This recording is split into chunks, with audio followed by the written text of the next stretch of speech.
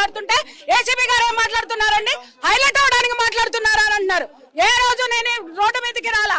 నిజంగా చెప్తున్నా, రోజు రోజుకి దేవాలయాల మీద, హిందూ మహిళల మీద ఎలాంటి అఘాయిత్యాలు జరిగినా జన పదార్థంలాగా ఉన్నటువంటి ఈ ప్రభుత్వాన్ని కళ్ళ చొక్క పెట్టుకుని అడగడం కోసమే నాలాంటి వాళ్ళు కూడా బయటకు వస్తుంటే ఏం మాట్లాడుతున్నారు ప్రభుత్వ అధికారులు? హైలైట్ అవడం కోసం వస్తున్నారా?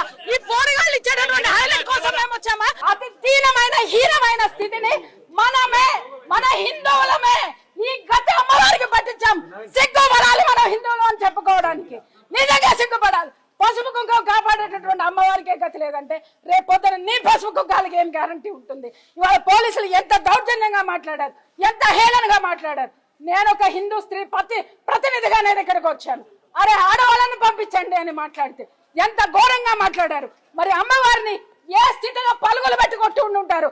ఒక్కసారి జాగో హిందూ. ఎమ్మెల్యే కాలనీ అని ఇక్కడ ప్రజాప్రతినిధులు ఇక్కడ దగ్గరలోనే ఉంటారు, ఎవరు కూడా స్పందించట్లేదు. ఎలా చూస్తున్నారు? వాళ్ళ మనుషులైతే కదా సార్, ఓట్లు దండుకుని కూర్చున్నటువంటి మూర్ఖులు, దగులుబాజీలు ఎన్నుకున్నంత కాలం మన బతుకులు ఇలాగే ఉంటాయి. ఇలాంటి ప్రభుత్వాల్ని, మూఢత్వం ఉన్నటువంటి ప్రభుత్వాల్ని, దిక్కు వాళ్ళ సెక్యులరిజం అని మాట్లాడి హిందువుల్ని తాకట్టు పెట్టేటటువంటి ప్రభుత్వాల్ని, కూల్చేటటువంటి ప్రభుత్వాల్ని తెగ నరికే రోజు ఎప్పుడు వస్తుందో, ఎవరైతే ముందుకు వస్తాడో అప్పుడే బాగుపడుతుంది భారతదేశం. ఓటుతో సమాధానం చెప్తాం. నేను ఇప్పటి వరకు రాజకీయాలు మాట్లాడాల, నేను ఎప్పుడు కూడా మాట్లాడాల. ఇప్పుడు కంకణం కట్టుకుంటా.